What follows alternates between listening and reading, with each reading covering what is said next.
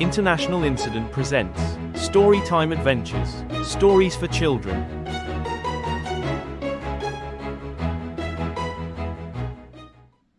Today's book is called The Little Ghost Quilt's Winter Surprise, written by Riel Nason, illustrated by Byron Eggenschwiler.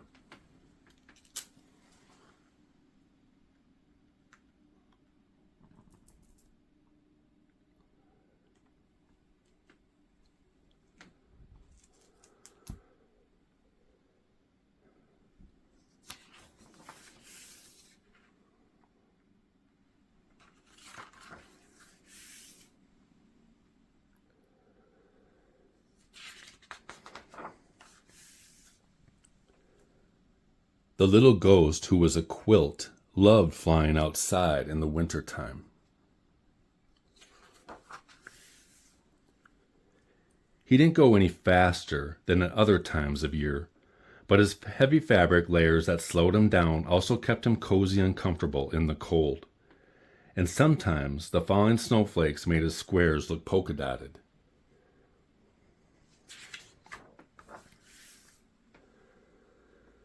There was just one thing missing that would make his frosty flights perfect: his friends.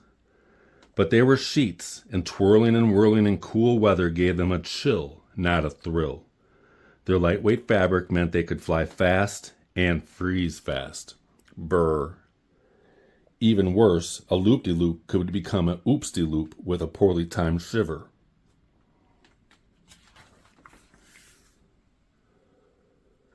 Most ghosts spent the colder months indoors. They made crafts, played ghostly games, and read books. The little ghost Quilt enjoyed all these things too, but he still wished his friends could share his outdoor adventures. He felt sad that they were missing out on winter fun.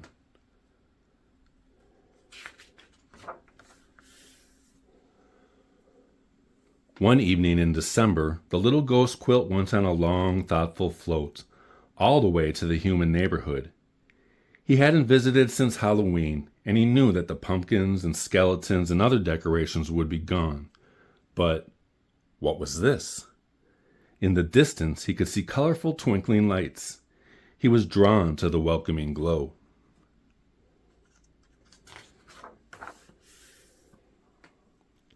As he flew closer, the little ghost Quilt could hardly believe all the decorations and festivities. Everyone looked merry and joyful. Everything looked shiny and bright.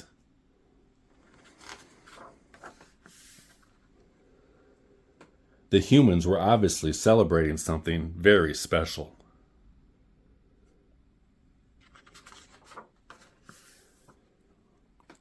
He flew down street after street and saw families and friends together.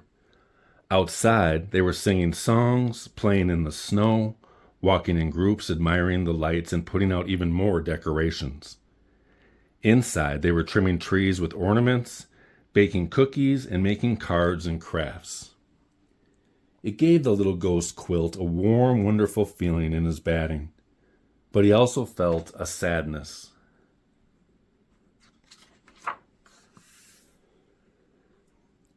His friends were missing all this, and even more than that, the little ghost Quilt missed them.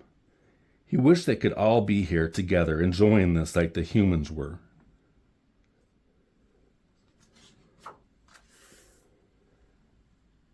Then the little ghost Quilt got an idea. Since the other ghosts couldn't go out, what if he brought the celebration to them instead? As he watched the family light their tree, it was like a light bulb also lit in his head. He knew what to do.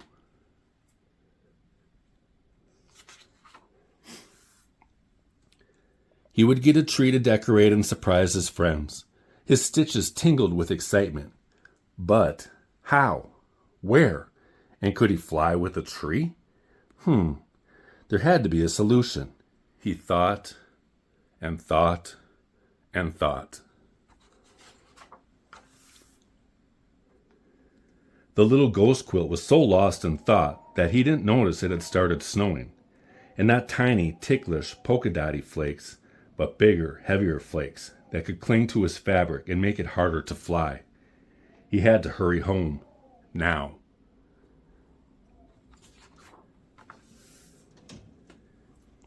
The little ghost quilt flew as fast as he could. The wind began blowing and the snowflakes started swirling, but still he kept going. Then, finally, just as he saw his house in the distance, a big gust of wind blew him sideways into a tree. When he tried to fly again, he realized his binding was caught. He tried and tried to get away, with no luck.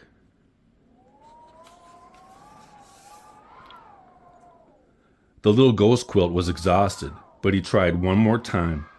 Lifting off with all his might, his seams stretched and his binding pulled. Ouch! Then he felt himself come loose as the branch snapped. He was free. The little ghost quilt made it to his house and flopped on the floor. The storm was over by the next morning, leaving huge snowdrifts and small branches blown down by the wind. The little ghost quilt picked one up. It wasn't from an evergreen tree like the humans decorated, but a branch from a tree that loses its leaves in the winter. The little ghost quilt admired the branch, and then he imagined ornaments hanging from it instead of leaves. His stitches twitched.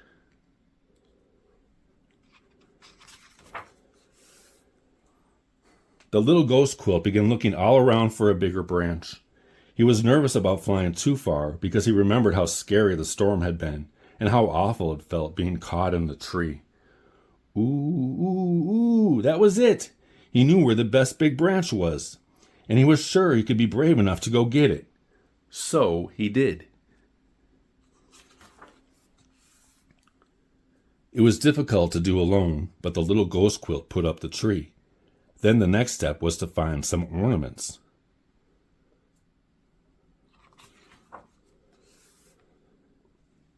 The little ghost quilt floated up to the attic. He found treasures like crystals from an antique chandelier, fancy old curtain rings, and a jar of buttons and buckles. He found a small box of skeleton keys and another of broken jewelry bits. It would all be perfect. The little ghost quilt could hardly wait to surprise his friends.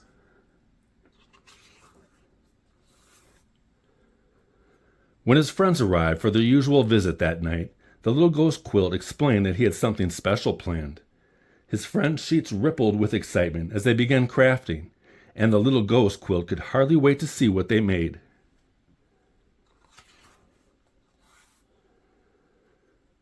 All the ghosts chatted and laughed as they decorated the tree.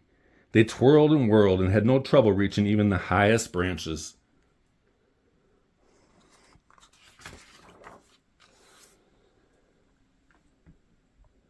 The finished tree didn't quite look like the ones the humans had in their houses, but the little ghost quilt thought it was fabulous in its own ghostly way. As he admired it, he noticed the reflection of the moon in one of the chandelier crystals, and he thought of a fantastic finishing touch. He zoomed up to the attic for something.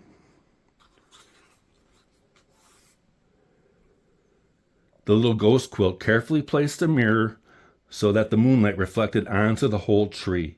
The ornaments twinkled and glowed. Ooh, ooh, ooh, all the ghosts said, and they couldn't help but float upward from the wonderful feeling it gave them. The little ghost quilt had a warmth in his batting that rose up through his every seam.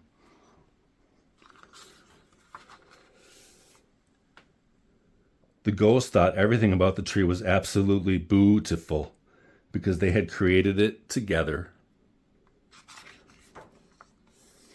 The end. Thank you for watching. Would love your support by liking, sharing and subscribing to the International Incident channel. Have a book you'd like to hear or a book you'd like to submit? Please let International Incident know.